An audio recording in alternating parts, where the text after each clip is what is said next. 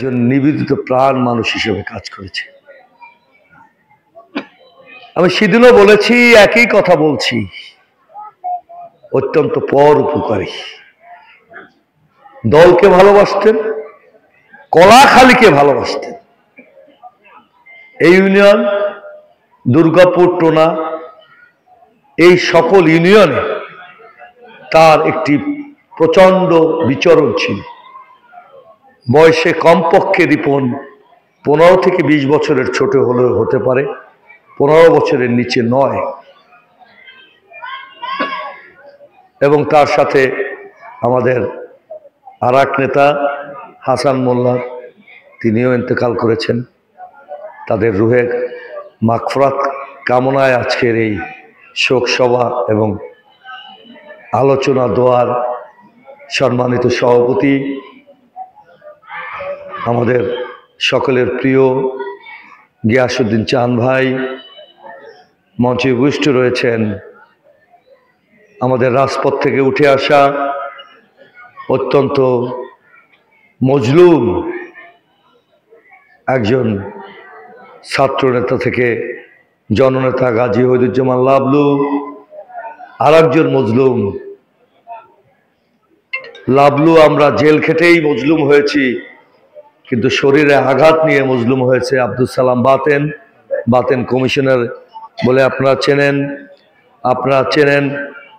যুব দলের সম্মানিত যুগ্ম আহ্বায়ক তানজিদ হাসান শাওন, আমাদের যুব নেতা, আপনাদের এই এলাকার সন্তান রাজু, আমার প্রিয় ভাই গাজী বাবুল সাহেবের সন্তান গাজী শুভ্র সহ আমাদের এখানে উপস্থিত রয়েছেন আপনাদের ইউনিয়নের আর এক কৃতি সন্তান তেজদাসকাঠি কলেজের সাবেক অধ্যক্ষ, হিন্দু বৌদ্ধ ঐক্য ফ্রন্টের সভাপতি অধ্যক্ষ দিলীপ মিস্ত্রি, আমার অতি আপন আমার ছোট ভাইয়ের মতো, ছোট ভাই, আসলেই ছোট ভাই, মনে প্রাণে ছোট ভাই, আপনাদের এই যোগ্য সন্তান, এই স্কুলের হেডমাস্টার এনায়েত হোসেন খান সহ, রঞ্জুর কথা বলেছি মনে হয়, আর একজন আমার মেহমান রয়েছে,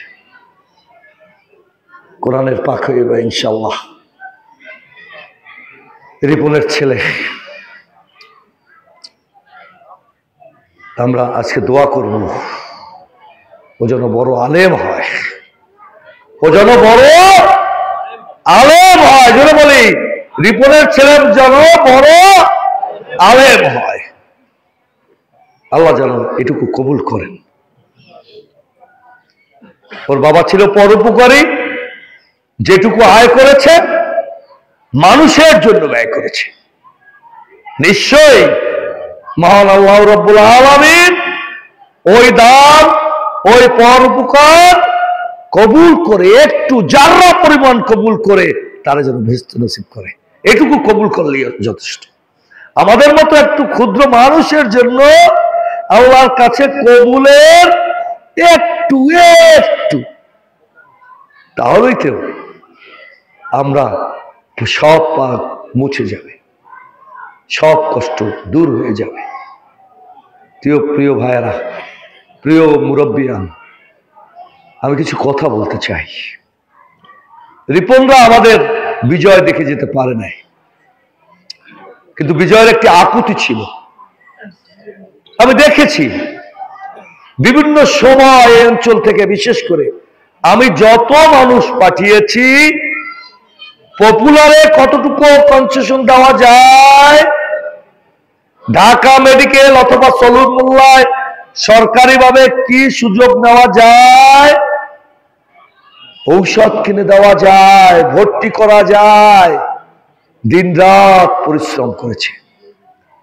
বিজয়টি চূড়ান্ত উপভোগ করতে পারলে ভালো হতো। আমরাও কেউ বাঁচব না, নির্ধারিত সময় তার ডাক যখন আসবে নিশ্চয়ই চলে যেতে হবে। তার কি কোনো বিকল্প আছে? তবে দুনিয়ায় কয়েকটা জিনিস থেকে একটু মনে হয় আমরা দূরে সরলে দুনিয়ায়ও মঙ্গল হয়, আখিরাতে মঙ্গল হয়। গীবত গাওয়া, আমরা যাদের সাথে আন্দোলন করলাম, আমরা তারা কষ্ট যখন করলো আমরা চিৎকার দিলাম, আমরা প্রতিবাদের চেষ্টা করলাম, অথচ এই অঞ্চলে পানিটিও নড়ল না, জেল খাটলাম আমরা, আঘাত খেলাম আমরা।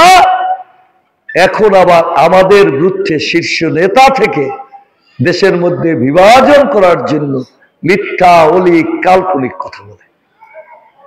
আল্লাহ তাআলা এদের হাত থেকে রাষ্ট্র দেশকে বাঁচাক।